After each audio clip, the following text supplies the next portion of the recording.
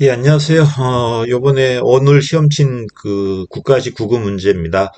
뭐 총평은 좀 어렵게 나온 것 같아요. 어렵게 나왔는데, 어렵다고 하는 이유가 이제 여러 가지가 있는데요. 내용적으로 아주 이상한 문제, 뭐 낯선 문제는 20번 문제 정도 있을 것 같아요. 20번 문제. 근데 어려운 이유가 이제 문제가 보다시피 작년보다 상당히 길어졌어요. 작년 걸 한번 비교 한번 해보십시오. 그 다음에 이제 작년 문제와 겹치는 문제도 별로 없고요. 그런 게 좀 있고, 그 다음에 이제 옳은 것을 찾으라는 문제가 꽤 있었어요. 옳은 것을. 그래 버리면 옳지 않은 걸 찾을 때보다 시간이 좀 많이 걸려요. 그런 게 좀 있었고, 그 다음에 피상적으로 얇게 공부하신 분들은 점수가 잘 안 나왔을 거라고 저는 생각을 합니다. 계속 행작은 옛날 수준으로 돌아간 것 같아요. 9급이 옛날 7급보다 더 어렵게 나온 적도 많았었거든요. 그래서 9급이 어렵다, 7급이 어렵다, 이렇게 논란이 뭐 그런 있는데, 아무리 7급이 좀 어렵겠지만은, 7급은 이제 새로운 이론이라든지 학자들이 많이 들어와요. 근데 요번에 9급 문제 보니까, 법률 문제도 상당히 많고요. 또 학자 문제 물어보는 것도 있고요. 그 다음에 너가 이 개념을 정확히 알고 있는가? 또 어떤 개념과 어떤 개념을 엮어가지고 거기서 네가 끄집어내는 것들. 제일 20번 문제 그랬어요. 20번 문제는 일단 검사 효과도 알아야 되고, 그 다음에 실험의 종류도 알아야 되고, 그 다음에 뭐 있으면 솔로몬 실험, 이거 네집다 설계 이런 것도 알아야 되고, 이게 막 겹쳐 있단 말이야. 어떤 실험에는 무슨 문제가 있단 말이에요. 이런 문제를 위해서 다른 보완이 나오겠죠. 막 섞어놨기 때문에 좀 어렵다고 생각합니다. 그래서 뭐 기출 문제만 계속 반복을 했는데 논점 잡지 않고 뭐 그대로 뭐 지문을 외웠다든지 뭐 그렇게 공부해 버리면은 점수가 좋게 나오지 않았을 거라고 생각합니다. 저는 하나를 보더라도 왜 이렇게 표현했는가를 좀 알았으면 좋겠다고 저는 생각을 해요. 그래야 공부가 되잖아요. 그냥 애우지 말고, 어차피 맨 마지막은 애워야 되겠지만은, 요게 왜 이렇게 표현했는가, 어떤 단어가 틀렸는가. 그 제일 쉬운 방법은, 어, 사회과학 명사가 중요하거든요. 이런 명사를 동그라미 쳐보는 거야. 이렇게 과학적 관리론, 최고관리자, 포스코브, 뭐 이런 것들, 행태론, 가치와 사실을 구분했다. 그 다음에 뭐 가치 기반의 행정과학화다. 이렇게 비교해 보는 겁니다. 하나씩 찾아보다 보면은 어떤 단어와 어떤 단어는 같이 갈 수 있지만 어떤 단어는 못 가거든요. 이게 찾아갈 수 저는 있다고 생각합니다. 1번부터 한번 해볼게요. 1번 틀렸는데 뭐가 틀렸냐면 과학적 관리론은 테일러 이론이죠. 그치? 테일러는 운영 연구, 그 동작 연구, 시간 연구에서 노동자를 연구해요. 노동자 연구하고 그래서 상향적 관리 방식으로 이제 그 상향적 작업 방법이라고 그래요. 다음에 최고 관리자 입장에서 포스코브를 제시한 학자는 귤릭인데 귤릭은 과학적 관리론이라고 하지 않고 뭐라고 그래? 행정 원리론이라고 그래요. 그걸 틀리게 만든 거야. 그래서 아마 이 문제를 틀리신 분들은 일단 옳지 않은 거를 잘못 봐가지고 그냥 바로 찍고 넘어가서 틀릴 수도 있을 거고요. 그다음에 요 1번이 도대체 뭐냐? 1번 틀린 게 없는 것 같은데 그래서 아마 좀 그 고민했을 거라고 저는 생각합니다. 그래서 요 문제는 고전 이론의 과학적 관리법이 있고 요게 좀 진일보한 게 이제 행정 원리론인데 과학적 관리법하고 보통 시험은 쉽게 나왔을 때는 고전과 신고전을 비교하잖아요. 또는 고전과 현대를 비교하는데 얘는 고전 내에서도 테일러하고 귤릭을 비교하는 거야. 그지? 또는 페올하고 페올도 최고 관리자 시각이잖아. 이 페올의 영향이 바로 귤릭이니까요. 그래서 과학적 관리법 안에 그 고전 이론 안에 요 비교하다 보니까 요게 이제 세밀하게 공부되지 않았다면 좀 헷갈리지 않았을까 생각합니다. 반면에 2번은 뭐 틀릴 건 없었겠죠. 얘는 가치 중심이 아니라 뭐가 돼야 돼? 사실 중심이 돼야 될 거고 어렵지 않았을 거고요. 3번이 정답이죠. 신행정론, 실증주의 방법을 비판했다. 행태주의 방법. 그다음에 형평성이다 맞고 이론이 아니라 사회 문제 해결하는 게 적실성이고요. 이건 틀린 단어가 없고요.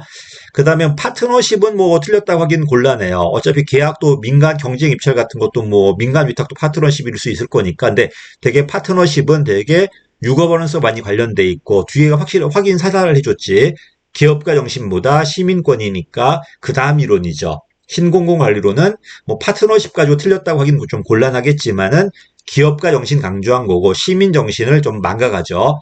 고객 정신, 고객이니까. 그래서 시민권은 그 다음 문제니까요. 그래서 요 문제 틀리신 분들은 뭐 4번 같은 거 찍진 않았을 거라고 생각을 하고요. 도대체 1번과 3번 놓고 고민했을 건데, 이게 여태까지 시험과 약간 다른 게 그냥 고전과 신고전을 비교했다면 되게 쉽게 접근했을 거라고 생각해요. 근데 고전 내에서도 테일러하고 또 귤릭, 테일러와 페이어를 비교하다 보니까 좀 더 지엽적으로 들어갔죠. 요런 문제 올해 되게 많았습니다. 그래서 피상적으로 얇게 공부했다면 많이 어렵지. 두 개 놓고 찍었을 겁니다, 분명히. 자, 그 다음에 2번, 이것도 뭐 설명한 거 보니까 가당치 않던데, 관료제는 근대 상징이에요. 특히 배보의 이념형 관료제는 근대 산물이야. 그치? 신분이 지배하는 게 아니라 능력이 지배하고, 능력에 따라 서열화시키고, 봉건 지배 질서가 아니라 근대 국가. 그치? 근대 국가. 봉건 다음이 근대잖아, 이 친구들은요. 그래서 봉건 지배 질서가 아니라 근대 국가. 그때 이제 공조직, 사조직에 보편적으로 적용되는 합리성의 상징이 바로 관료제라는 겁니다. 법과 규칙, 이성이 지배하고, 신분이 아니라 능력 따라 서열 잡혀 있고, 그지? 그 다음에 전임직이고, 보수받고 이런 것들. 어쨌든 배보의 이념형 관료제는 보다시피 전근대적 전통이 아니라 법적 권익이 지배된다. 맞는 말이고, 모든 권한은 어디서 나온다? 보다시피 문서화된 법규에 규정돼 있다. 자의성이 아니고요. 그다음 특이한 게 이제 4번 표현이야. 이 상관이 누굴까? 바로 윗사람은 아닐 겁니다. 그지? 임용권자 정도 되려면 최소한 어느 뭐 2부라면은 뭐 2조 판서겠지 이제 그분이라든지 아니면 왕이라든지 올라가겠지 이렇게. 그래서 여기서 말하는 상관은 바로 윗상관이라기보다는 그 조직에 제일 꼭대기 있는 사람들 아니면은 제일 꼭대기에 있는 왕이겠지 이제 또는 그 회사의 사장이겠죠. 그래서 단순한 상관이 그냥 상관이라고 하다 보니까 좀 헷갈렸을 것 같아. 처음 보는 지문이다 보니까. 그래서 이것도 제가 아무리 찾아봐도 대학교제 요걸 표현한 책은 못 찾겠더라고요. 그래도 관료제 논점은 근대 산물이라는 것. 이걸 틀렸다는 건 관료제가 왜 논의되는가를 지금 모른다는 거야, 지금. 요 안에 무슨 뭐 이상한 특징들 알면 뭐해. 관료제가 왜 왔는가, 왜 논의되었는가 가장 근본적인 질문 자체가 지금 빠져 있는데요. 그래서 이걸 틀렸다면 내가 지금 공부를 너무 피상적으로 하고 있지 않는가, 논점을 잡지 않고 그냥 쓸데없는 것만 암기하고 있는 건 아닌가, 그렇게 한번 반성 한번 해보셔야 됩니다. 3번은 쉬운 문제였습니다. 합리 모형과 점증 모형이니까 점증이 먼저였죠. 정책이 먼저 있고 정책이 점증적이야. 여기에 맞게 뭐가 나온다 이제 예산이 나오겠지 이제.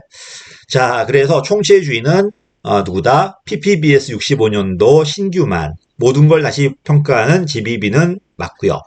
그 다음에 합리가 특히 PPBS가 거시적이죠. 큰 걸 먼저 만들고 쭉 내려가는 거고 예산 삭감 강조하는 것은 누구다? 영준이죠. 그래서 점증은 전부 다 미시적이고 분권적이야. 정책이 분야별로 만들어지고 상향적으로 올라오다 보니까 미시분권이 되는 거고요. 거시 예산은 PPBS 뒤에 나올 신성과주의 같은 것들 삭감 강조하는 건 연기준인데 이건 점증이 아니라 뭐다? 합리 모형이겠지.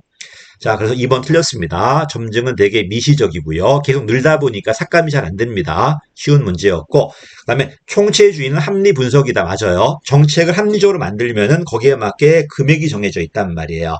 됐지? 금액에 제한받지 않고 신규 사업 만들었던 게 PPBS, 제한된 금액 범위 내에서 사업을 만들었던 게 GBB가 되는 거고요. 그 다음에 PPBS는 특히 모든 걸 다 고려하는 거잖아, 지금. 점증은 그렇지 않죠. 기존 제한을 바탕으로 플러스 알파 하는 거잖아. 그래서 모든 대안 다 고려하지 못하고 기존 대안 플러스 알파 해가면서 수정해 가는 거야. 그건 뭐 틀린 건 없을 거고 맨날 봤던 기출 지문 같아요. 자, 4번도 맨날 나오죠. 무사개정 나왔을 때 옛날로 돌아간 것 같아. 맨날 이거 나왔을 때 안타깝게 신다원주의를 안 물어보고 이거 신엘리트론인데 신다원론을 신엘리트론으로 바꿔친다. 신엘리트론을 신다원론으로. 신다원론이 참 슬프다고 그랬거든요. 근데 요새는 신다원론 자체를 물어보는데 이건 또 옛날 문제 돌아갔습니다. 이건 신다원주의가 아니라 엘리트로주의로 바꿔줘야 돼요. 자, 원래는 의제 과정이죠. 맨날 나왔던 지문들 의제 과정이지만 지금은 어떻게 전 과정에 나올 수도 있다 없다 있다는 겁니다. 그래서 찍을 땐 의제를 찍어야 되겠지만 1번처럼 나왔을 때 맞는 표현이고 이렇게 나온 표현이 한 서너 번 됩니다. 정책 과정 중 의제 과정에서 나오지만 이외에서도 일어날 수 있습니다. 그 다음에 폭권 편수잖아요.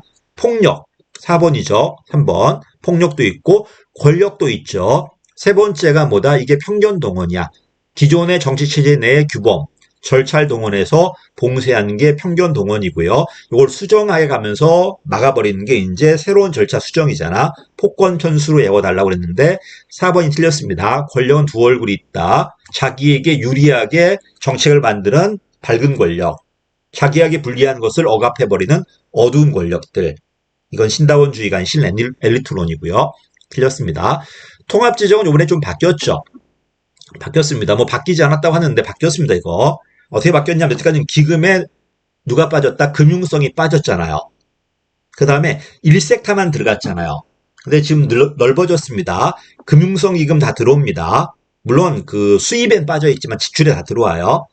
다 들어오고, 그 다음에 비금융이, 제3섹터가 다 빠진 게 아니라 비영리 공공기관은 들어와요. 근데 영리 공공기관은 빠져. 그럼 영리다 비영리다를 뭐로 판단한다?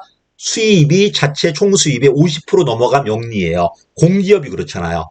공기업이. 그래서 뭐가 틀렸다는 거야? 2번 틀렸는데 일반 정부하고 공공의 비영리는 들어가죠. 비영리라는 게 돈을 전혀 못 버는 게 아니라 50% 미만 벌면 들어올 수 있어요. 근데 50% 이상이 돼버리면은 이거는 영리 공기업으로도 영리 공공기관으로 들어가 버려. 그때는 이거는 빠집니다. 그래서 2번이 그래서 쓰인 겁니다. 이게 바뀐 거예요, 이번에. 됐지? 다시. 여태까지는 기금이 제외되었지만 기금이 포함됩니다. 좀 더 어렵게 들어가면은 금융성 기금이 포함되는데 지출만 포함돼. 수입은 포함되지 않아요. 지출은 포함되고 수입은 들어가지 않고요. 그다음에 공공 부분 제3섹터가 다 빠져 있었는데 그게 들어옵니다. 근데 누구만 들어온다? 비영리 공공기관만 들어와요. 영리 공공기관은 빠지는데 영리다 비영리다를 판단하는 기준이 50%예요. 근데 공기업은 원래 50% 이상이 돼야지만 지정될 수 있으니까 포함되지 않습니다. 그다음에 경제 성질별 분류죠. 그래서 경상계정, 소비계정과 자본계정을 갈랐던 거고요. 그다음에 이러다 보니까 이걸 갖고 소비에 미친 영향, 투자 미친 영향이다 보니까 국민경제에 미친 영향이고요. 맞는 말이고, 그다음에 순기개념이잖아. 내부거래와 보존거래 빠진다. 이건 여러 번 맞는 지문이야. 그래서 여러분이 못 봤던 건 뭐다? 2번밖에 없을 거야. 이런 게 좀 어려운 게 뭐냐면은 다른 게 답이 있었으면 좋았어요. 2번이 뭔지를 모르겠지만 다른 게 답이 있다면 하나 찍고 넘어갔을 거야. 근데 심리적으로 처음 나오고 처음 보는 것 같은 걸 찍는 게 너무 어려워요. 그럼 여러분 어떻게 생각하냐면 분명히 여기 함정 있을 거라고 생각하면서 막 함정 자기가 막 만들어요. 만들어가지고 아마 1번 찍을 수 있을 거야. 경상거래, 자본거래, 융자거래가 있더라. 이러면서 융자거래 빠지지 않았냐. 그러면서 막 자기만의 이제 생각을 해가면서 이제 만들어 간다는 겁니다. 됐죠? 근데 계속 말하지만은 모르는 지문 나왔을 땐 판단하지 마라. 분명히 답이 있을 것이다. 만약에 답이 없다면 그 시험은 어렵다. 그때는 과감하게 그 모르는 답을 찍어야 된다. 근데 사람은 특히 처음 시험 치신 분들은 모르는 걸 찍는 거를 엄청나게 어려워하고 두려워합니다. 그렇지? 그러니까 못 찍어요. 분명히 그래 다른 데서 지가 알고 있는 답을 찾으려고 노력한다는 겁니다. 그래서 두 개 놓고 고민하는 거야. 뭐가 답일까 고민하다가 처음 보는 건 못 찍고 내가 아는 거에 함정이 있지 않을까 내 지식을 믿지 않고 그걸 찍었을 거야. 1번 찍지 않았을까로 생각합니다. 3, 4번 찍으신 분들은 아직 기출문제를 많이 안 푸신 분들이라고 생각해요. 됐죠? 융자거래가 뭐 빠지니까 막 이러지 않았을까라고 막 생각해갖고 1번 찍지 않았을까 생각해요. 이걸 틀리신 분이라면요. 뭐 저도 그랬으니까. 근데 이제 저도 이제 짬밥이 오래되다 보면 뭐 지가 답이 뭐겠어. 그냥 2번 찍고 넘어가야 되는데 그게 참 안 됩니다. 그러니까 평상시에 많은 모의고사를 쳐봐야 돼요. 모의고사를 왜 치냐 말하는데 그거는 모의고사를 하고 문제 공부하는 게 아니라 그 시험 내에 풀어본 연습을 하는 거야. 실제가 뭐가 나올지 모르잖아요. 어려운 거 나올지 쉬운 거 나올지 어떻게 판단해요. 100년에 한 번 나올지 그렇게 생각하지 말고 찍어봐. 찍는 것도 실력이란 말이에요. 자, 그래 답은 2번 틀렸습니다. 이거는 좀 어려웠을 거예요. 그 다음에 6번입니다. 그건 개념 물어봤잖아. 그치? 이거는 뭐 다른 상황이 적용할 수 있는 거니까 이건 뭐다? 이거는 외적 타당성이고 이론 요소를 성공적으로 조작했으니까 구성 타당성이고 그 다음에 반복했을 때 같은 결론이 나왔다. 이건 신뢰성 개념이네. 내적 타당성이니까 이거는 원인과 결과, 인과성 물어보는 거잖아, 지금. 그래서 집행된 내용, 어떤 효과가 나왔는데 이 효과가 이 내용 때문에 나왔는지 요 인과성의 정확함은 내적 타당성이지 답은 3번입니다. 이거는 쉬운 문제였을 거고 이걸 틀렸다는 건 아직까지 개념 정리가 전혀 안 됐다는 겁니다. 됐지? 7번 문제도 많이 어려워했을 거야. 나 이번 못 봤는데. 이건 되게 누가 봐? 지방자치론에서 많이 보는 그 내용이거든요. 지방자치론에서는 소청심사위원회라든지 인사위원회가 막 들어옵니다. 인사위원회가 우리나라 행정학 버전을 따진다면은, 행정학 충론 버전 따진다면은 뭐다? 그 중앙인사기관이에요. 그럼 걔가 왜 도입되었는데? 역관주의 폐해 때문에 들어온 거예요. 역관주의 폐해 때문에. 됐지? 중앙인사기관, 얘가 이제 인사관리기관을 하는 거고, 소청심사위원회가 권익보호 기능을 하거든요. 이 어쨌든 인사위원회는 뭐다? 관리 기능이야. 특히 역관주의 폐해를 방지하기 위해 들어온 제도들이 중앙인사기관이잖아. 그럼 누가 들어가면 안 돼? 정치인이 들어가면 안 돼요. 지방의회 의원이라든지 또는 공직에 입후보한 사람들은 들어가면 안 됩니다. 이거 소청심사위원회든 인사위원회든 똑같아요. 그렇지. 저는 그래서 이걸 많이 틀리신 분들은 난 이걸 처음 봤는데 라고 생각했기 때문에 틀렸을 거라고 생각해요. 그렇지. 이걸 애울 이유는 없어요. 다음에 나오더라도 애우지 마십시오. 이렇게 물어보던 건 지방자치론이니까. 근데 왜 인사위원회가 나왔는가를 네가 알고 있다면, 소청심사위원회가 왜 나왔나 알고 있다면은 그건 결국 공무원의 권익보, 정치로부터 중립성을 위해서 나온 제도란 말이에요. 공정성 위해서. 그럼 누가 들어가면 안 된다? 정치인이 들어가면 안 돼요. 또 결격 사유인 사람 들어가면 안 되겠죠. 사유가 세 가지다. 지방의회 의원 들어가면 안 됩니다. 공직자 선거에 입후보한 사람 들어가면 안 돼요. 그 다음에 공무원법상 결격 사유 있는 사람 들어가면 안 됩니다. 국가공무원 33조에 결격 사유 있는 사람들은 들어가면 안 되겠죠. 그래서 저는 그러면 뭐 어떻게 설명할 건데 이게 넘어가라고 그래. 이거 안 나올 거라고. 안 나오긴 개뿔 물 안 나오고 나오잖아. 그렇지? 그러지 말고 왜 논의됐는가 논점만 알고 있다면은 다 보기 써주기 때문에 찾아갈 수 있다는 거야. 그래서 이걸 독립된 중앙인사기관 또는 역관지 폐해를 위해 들어왔던 인사기관과 연결시킬 수 있었다면은 쉬운 답이었을 거고, 아니면 이거 다 애워야 돼요. 애우실 건가? 이거 다 20년 뭐 법관 검사 이거 다 초등학교 교장 다 이거 애울 필요 없어. 이런 거 안 들어갈 세 사람만 애우면 된다는 겁니다. 그렇지? 정치인 들어가면 안 되고 공무원이 못 되는 결격 사유인 사람 들어가면 당연히 안 되겠죠. 그렇지? 이것도 이제 함정을 많이 팠죠. 답이 없어졌을 거라고 생각했을 거야. 다 맞단 말이야. 근데 뭐가 틀렸냐면은 사업부서 간 기능조정, 사업부서 내 기능조정용이에요. 사업구조는 사업부서 안에 모든 기능이 다 있잖아. 그치? A 사업부가 있고 B 사업부가 있단 말이야. 요 안에 기능을, 지네끼리 기능을 조정하는 게 아니라 이 사업부 안에 여러 기능이 있어. 그치? 여러 기능이 있다 보니까 요 기능 안에 조정은 용이하겠지만 사업부서 간 영역 마찰이 있죠. 그래서 항상 조직 내는 좋아요. 그래서 기능부서는 기능 내의 부서고 사업부서는 기능 간 부서야. 그래서 사업부서 내 기능 간 조정은 용이하지만 사업부서 간의 기능의 조정이 되는 건 아니고 영역 마찰이 나오겠죠. 그래서 1번이 틀렸습니다. 1번이. 예를 들어 볼까? 어떤 학원에 A팀이 있고 B팀이 있어. A팀엔 행정학이고 B팀엔 행정학이 있어요. 근데 A팀은 A팀대로 노는 거고 B팀은 B팀대로 노는 거야. 성과 내야 돼. 이래버리면 요 행정학 선생끼리 서로 협력을 하는 게 아니라 갈등이 되겠죠. 영역이 다르기 때문에. 왜 A가 많이 먹어버리면 B팀 못 먹는 거잖아, 지금. 반면 행정학끼리 모여있다면 행정학끼리 협력을 하겠죠. 이해됐지? 그래서 뭐가 틀렸다? 사업부서 간 기능조정이 아니라 사업부서 내 기능조정이 용이하고요. 사업부서 간은 영역 마찰이 있다는 겁니다. 이건 많이 봤던 거야. 다만 함정에 빠진 거죠. 그래도 딴 게 답이 없었을 겁니다. 매트릭스, 수직과 수평의 결합이다. 네트워크는 복수 조직이 경계 넘어서 연결돼 있다. 또 처음 보는 표현이니까 아마 3번 찍지 않았을까 생각해요. 그렇지? 그 다음에 수평 구조는 핵심 업무 과정으로 맞죠. 핵심 역량은 네트워크 업무 과정으로 나머지는 그 평면 조직이 만들어지겠지. 계층도 무너지고 이건 여러 번 봤기 때문에 틀리지 않았을 거라 생각하고요.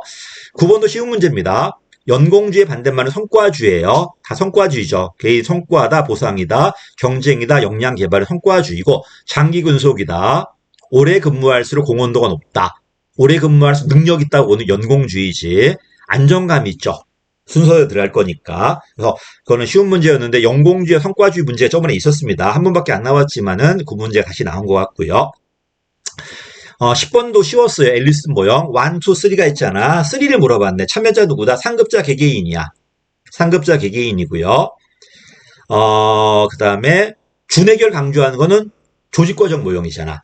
준해결 회사 모형이잖아 지금. 그래서 준해결에 머문다. 이거는 조직과정 모형이고 국가 전체 이익이나 전략 목표 극대화다. 이건 합리 목표 모형이고요. 그 다음에 3번이 정답이죠. 상급자 개개인들인데 전혀 응집성이 없죠. 목표의 공유 정도와 왜 승자 패자 계속 바뀌니까 정책 일관성이 매우 낮은 거야. 응집성도 낮고 일관성도 낮죠. 또 단일의 결정 주체가 합리 목표 모형, 반독립적 하위 조직이면은 조직과정 모형. 그다음에 개개인들, 상급자 개개인들이면 관료 정치 모형이잖아. 이거는 뭐 어렵진 않았을까 생각합니다. 제가 이거 샀는데도 불구하고 20분을 제한돼 있어가지고 일단 한번 끊을게요. 여기서. 다시 하겠습니다.